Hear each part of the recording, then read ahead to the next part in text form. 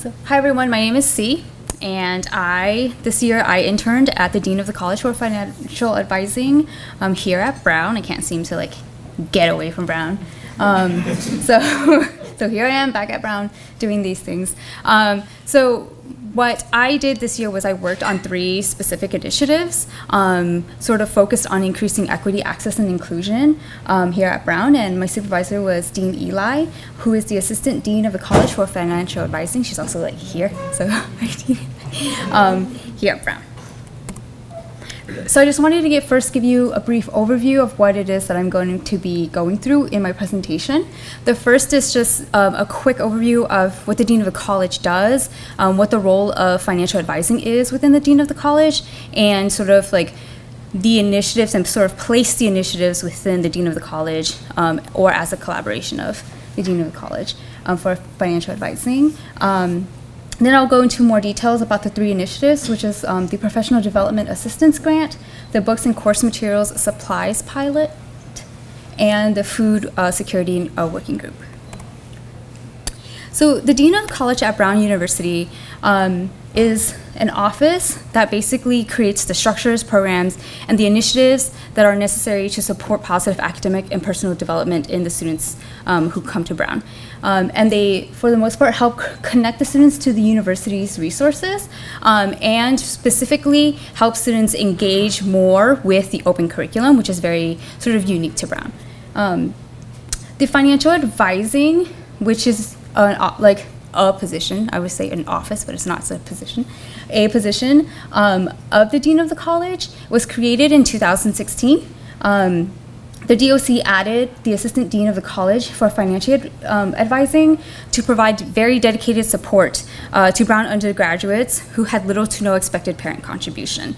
So out of that position, the Professional Development Assistance Grant sort of came out, but also part of what's called the Emergency Gap Funding grants, and the Books and Course Material Supplies Pilot is also something that happened this year that I worked on, and then tangentially the Food Security Working Group. So these 3 initiatives are just some of the things that come out of the Dean of the College for Financial Advising. There's a lot more initiatives. So for example, the EGAP fund has various different kinds of funds in it. I just specifically worked on these 3 specific initiatives.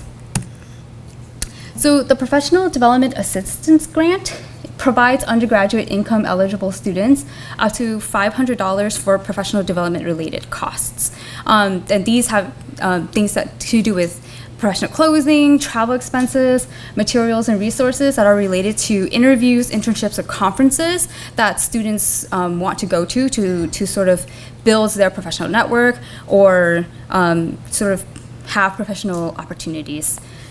So what I did for the Professional Development Assistance Grant was just part of a preliminary and exploratory look at data of the programs under the EGAP fund since it has begun 2 years ago. So since 2 years ago, there hasn't been any formal sort of look or analysis into the data that has been collected and generated from the EGAP funds. And what I did was I sort of just did a very preliminary and exploratory look at this specific grant under the EGAP funds. So the main research questions that we had was sort of who is applying to the EGAP or the Professional Development Assistance Grant? How many students have applied? What are their characteristics? What do they look like? How much has been awarded over the past 2 years? What were the requests for? And what kind of opportunities students were sort of pursuing and where? So these are some of the findings for the Professional Assistance Grant. Some of our findings was a little bit limited by what the data set had. So for example, student characteristics, we were only really able to tell how many students were juniors, seniors, and sophomores, and we weren't able to sort of pull apart more detailed characteristics of students.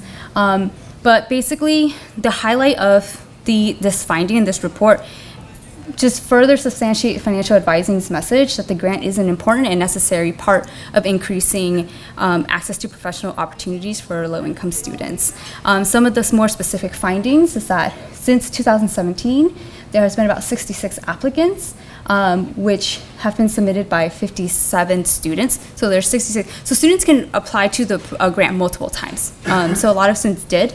And 63 of the 66 applications were actually approved, and most of it were seniors who were applying for this grant over the past 2 years. The university has spent a total amount of about $15,000 on this grant, which is a substantial amount, and it also says that there is a substantial need for this grant to exist at the university, and that the university should continue to invest in this grant. The average amount per student is about $240, and the range is anywhere between $30 to the full $500.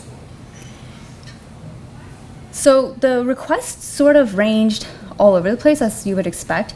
17 or 26% of the students asked for assistance with professional clothing, 23% asked for travel expenses, 39% were materials and resources that were related to their job or internship search.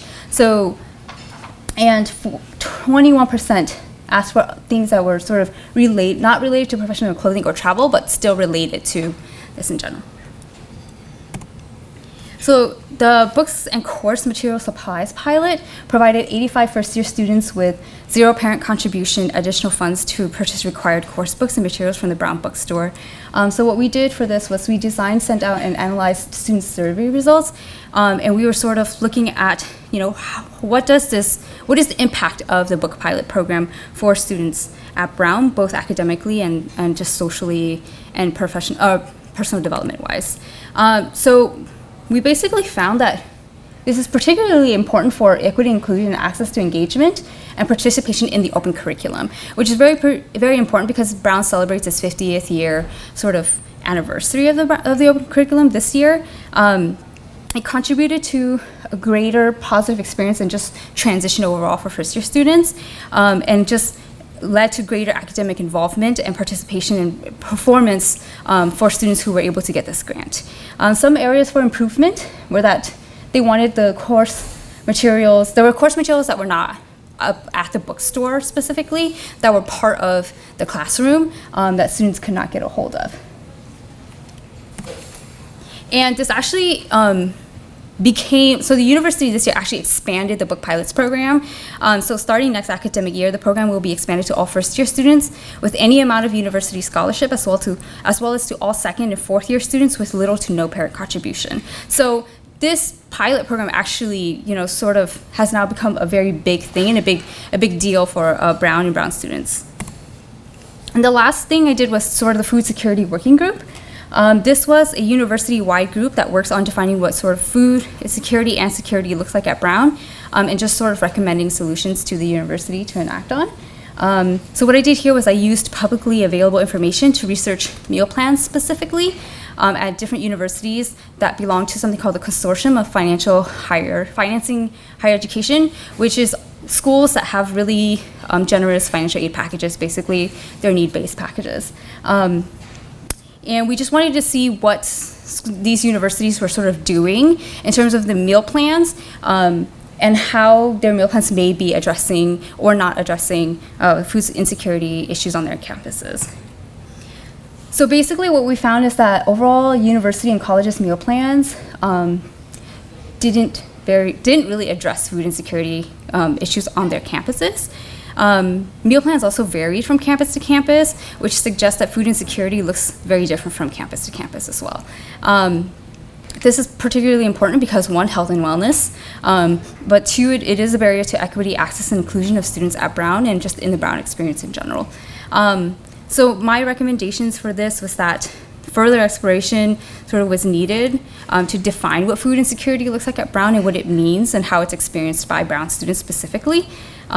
What does it mean to be food secure at Brown, and what does that mean for the larger picture of not just, I have food, but what does that mean for the Brown experience and how does that all fit in?